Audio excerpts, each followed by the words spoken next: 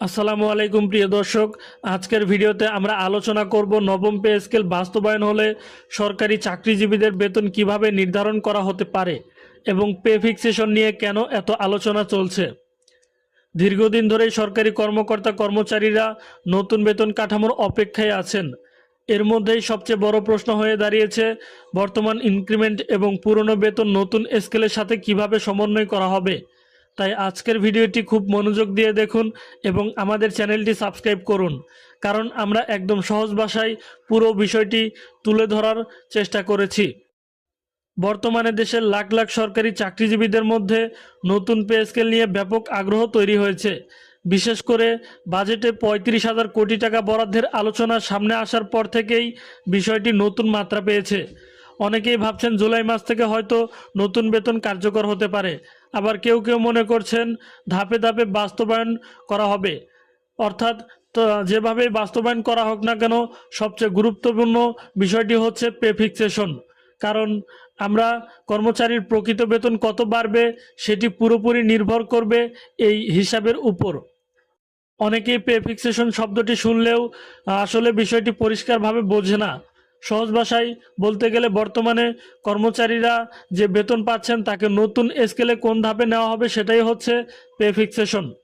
অর্থাৎ নতুন পে স্কেলে আপনার অবস্থান কোথায় হবে সেটি নির্ধারণের প্রক্রিয়া। একজন কর্মচারীর চাকরির মেয়াদ, ইনক্রিমেন্ট এবং বর্তমান বেতনের উপর ভিত্তি করেই এই হিসাব করা হয়। তাই একই গ্রেডে চাকরি করলেও সবার বেতন এক হবে না। যার চাকরির অভিজ্ঞতা বেশি তার বেতনও বেশি হবে। সাধারণত নতুন পে স্কেল নির্ধারণের জন্যই দুই ধরনের পদ্ধতি আলোচনা বেশি হয়। একটি হচ্ছে ইনক্রিমেন্ট ফ্যাক্টর পদ্ধতি এবং অন্যটি হচ্ছে পার্থক্যযোগ পদ্ধতি। এই দুই পদ্ধতির মধ্যে পার্থক্য অনেক বড়, কারণ একটিতে তুলনামূলক বেতন বেশি আসে, অন্যটিতে কিছুটা কম আসে। তাই সরকারি চাকরিজীবীরা সবসময় জানতে চান সরকার শেষ পর্যন্ত কোন পদ্ধতিতে যাবে, কারণ এর উপরই নির্ভর করবে নতুন পে স্কেলে প্রকৃত আর্থিক সুবিধা কতটুকু পাওয়া যাবে। চলুন প্রথমে ইনক্রিমেন্ট ফ্যাক্টর পদ্ধতি নিয়ে কথা বলি। ধরুন একজন সরকারি চাকরির মূল বেতন 13,050 টাকা এবং তার গ্রেডের পুরনো স্টার্টিং বেতন ছিল 10,200 টাকা। এখন এই দুই সংখ্যার অনুপাত বের করা হবে, অর্থাৎ বর্তমান বেতন স্টার্টিং বেতন দিয়ে ভাগ করা হবে। তখন যে অনুপাত পাওয়া যাবে সেটিকেই ইনক্রিমেন্ট ফ্যাক্টর বলা হয়। এরপর নতুন স্কেলে স্টার্টিং বেতনের সাথে সেই ফ্যাক্টর গুণ করা হবে। এই পদ্ধতিকে সাধারণত কর্মচারীরা বেশি সুবিধা পেয়ে থাকে। এবার আসি পার্থক্যযোগ পদ্ধতিতে। এই পদ্ধতি তুলনামূলক সহজ এবং অতীতের বেশিরভাগ পে স্কেলগুলোতেই বাংলাদেশে এই নিয়ম ব্যবহার করা হয়েছে। এখানে প্রথমে বের করা হবে একজন সরকারি কর্মচারী তার স্টার্টিং বেতনের চেয়ে বর্তমানে কত বেশি বেতন পাচ্ছেন। যেমন কেউ যদি 10,200 টাকার জায়গায় বর্তমানে 13,050 টাকা পান, তাহলে অতিরিক্ত অংশ দাঁড়ায় 2,850 টাকা। এরপর নতুন স্কেলে স্টার্টিং বেতনের সাথে এই অতিরিক্ত অংশ যোগ করা হবে, তখন নতুন বেতন নির্ধারণ করা হবে। এখন প্রশ্ন হচ্ছে সরকার সাধারণত কোন পদ্ধতিতে যাবে। বাস্তব অভিজ্ঞতা বলছে বাংলাদেশে বেশিরভাগ সময় পার্থক্যযোগ পদ্ধতি বেশি ব্যবহার করা হয়েছে, কারণ এই পদ্ধতিতে সরকারের অতিরিক্ত ব্যয় তুলনামূলক কম হয়। অন্যদিকে ইনক্রিমেন্ট ফ্যাক্টর পদ্ধতিতে কর্মচারীদের বেতন অনেক বেশি বেড়ে যায়, ফলে সরকারের উপর বড় ধরনের আর্থিক চাপ তৈরি হয়। তাই অনেকেই মনে করছেন এবার সম্ভবত পার্থক্যযোগ পদ্ধতিতে অনুসরণ করা হতে পারে, যদিও এখনও চূড়ান্ত সিদ্ধান্ত ঘোষণা হয়নি। বর্তমানে সবচেয়ে বেশি আলোচনা হয়েছে 11 থেকে 20তম গ্রেডের কর্মচারীদের নিয়ে, কারণ এই শ্রেণীর কর্মচারীদের দ্রব্যমূল্যের ঊর্ধ্বগতিতে সবচেয়ে বেশি চাপে আছেন। বাজার পরিস্থিতির কারণে তাদের জন্য সংসার চালানো দিন দিন কঠিন হয়ে পড়েছে।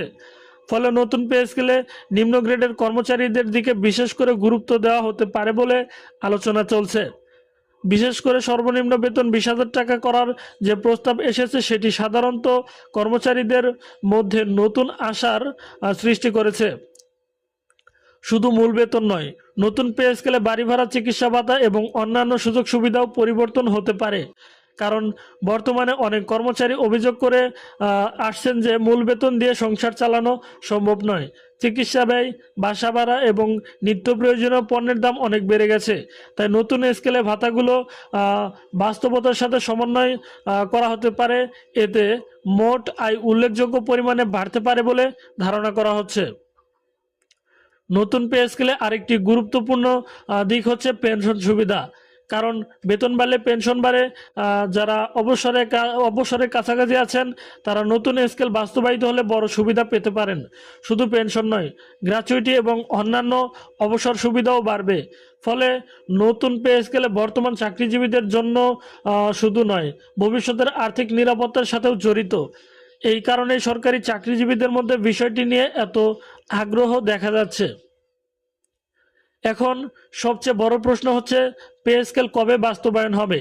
যদিও এখনো সরকার আনুষ্ঠানিকভাবে চূড়ান্ত ঘোষণা দেয়নি, তবে বাজেটে বড় অঙ্কের বরাদ্দ আলোচনার বিষয়টিকে অনেকটাই বাস্তবসম্মত করে তুলেছে। এছাড়া উচ্চ পর্যায়ের কমিটি বিভিন্ন দিক দিয়ে কাজ করে যাচ্ছেন বলে বলা যাচ্ছে। ফলে সরকারি চাকরিজীবীদের আশা আগের চেয়ে অনেকটাই বেড়েছে। এখন সবাই অপেক্ষা করছেন চূড়ান্ত সিদ্ধান্তের জন্য। সবশেষে একটি কথাই বলতে চাই, নতুন পে স্কেলে শুধু বেতন বাড়ানোর বিষয় নয়, এটি লাখ লাখ সরকারি চাকরিজীবীদের তাদের পরিবারের জীবনযাত্রার সাথে সরাসরি সম্পর্কিত। তাই পে ফিক্সেশন কিভাবে হবে সেটি অত্যন্ত গুরুত্বপূর্ণ বিষয়। আমরা আজকের ভিডিওতে চেষ্টা করেছি সহজভাবে পুরো বিষয়টি তুলে ধরতে। আশা করি আপনারা বিষয়টি পরিষ্কারভাবে বুঝতে পেরেছেন। আপনাদের মতামত অবশ্যই আমাদের কমেন্ট বক্সে জানিয়ে যাবেন এবং আমাদের এই চ্যানেলটিকে সাবস্ক্রাইব করে রাখুন, যাতে